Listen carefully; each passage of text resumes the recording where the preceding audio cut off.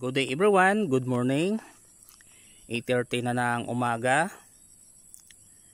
Bali katatapos ko lang mag-spray ng binili ko na foliar, yung all-in, yung pampabulaklak at saka pampa-develop ng bunga.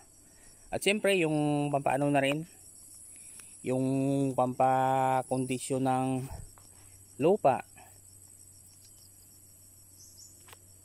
Bali sinubukan ko yung foliar na yon kasi nakita ko yung mga review sa YouTube na okay naman yung result at saka napakaganda ng feedback nang binasa ko yung mga comment doon sa mga nakabili. By the way, ito ay dati na rin may bunga yung aking kalamansian. Ito po. Ang farm ko na ito na pangalawa ay malapit lang sa bahay. Siguro nasa 3 minutes ay nandito ka na pag umalis sa bahay papunta po dito sa aking pangalawang taniman.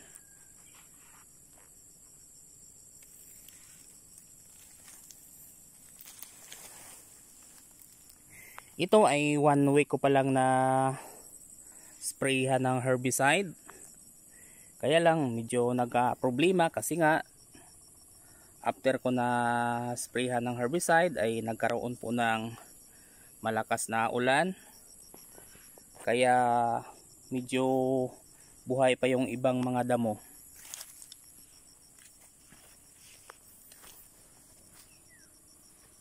So pag dumating na yung ano ko, yung in-order ko na seeds po ng alugbati, ay pataniman ko po ito ng alugbati para hindi naman po masayang yung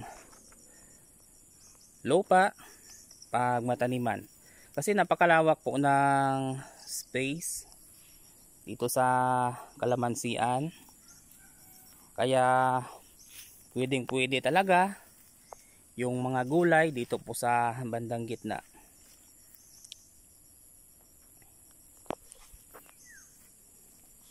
At saka target ko talaga na pagtaniman ng gulay dito kasi nga napakaraming bunga ng mga tanim kong lansones.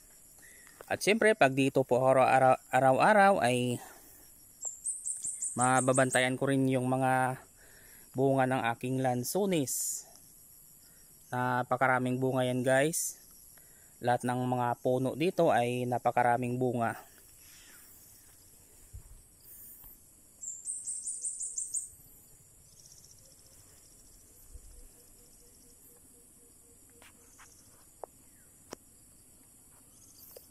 Ito ay naharvestan ko na to ng bunga kahapon.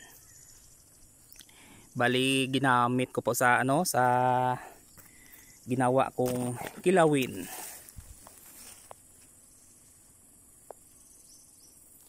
Hindi naman po kagandahan yung lupa dito.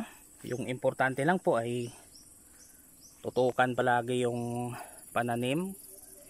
Halimbawa na may pananim tayo, kailangan ay suportahan po natin ng oras para maibigay natin yung the best sa ating mga pananim.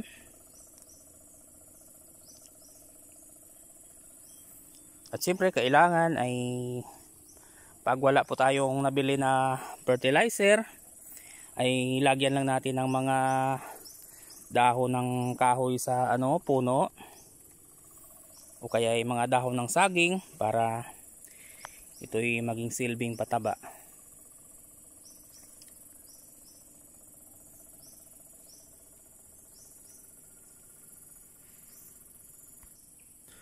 So hanggang dito lang muna guys. Kailangan ko nang umuwi sa bahay para maligo. At saka marami pa akong trabahoin doon sa paligid ng bahay. Kasi mayroon pa akong mga tanim po na gulay doon. Para kahit paano ay hindi po masayang yung aking oras.